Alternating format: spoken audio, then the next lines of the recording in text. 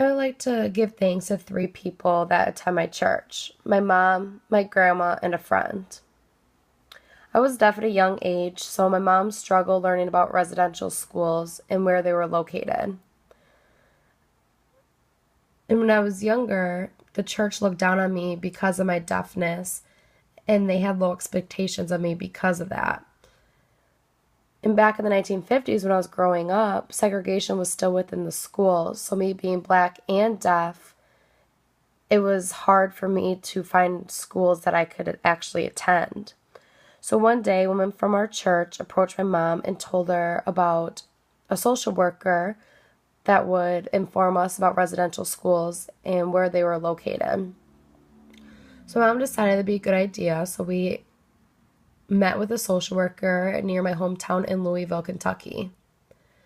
When we arrived, my mom was curious and asked the social worker where the nearest residential schools were.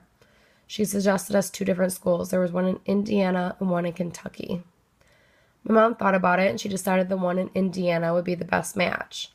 So when my mom was going over the paperwork, I became very excited, but I knew for my mom it was going to be much harder because she had to send me to live in a different state. So after our meeting with the social worker, my mom went back to the church and discussed with different members about her decision to send me to a residential school. She was taken back by their reactions. They disagreed with her decision, and they thought since I was deaf, I needed to be close with family and not far away.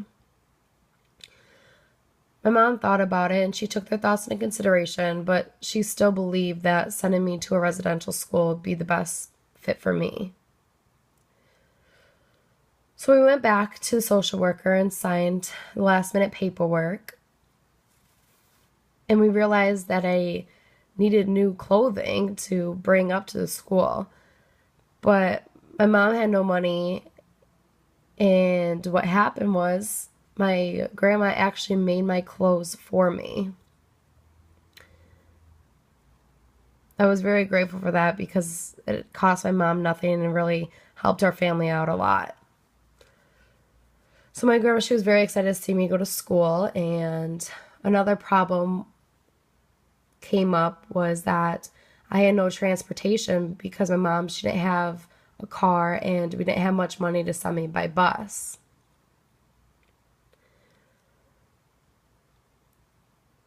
So out of the blue, a police officer from church was willing to drive me up to the residential school, which was an hour and a half there.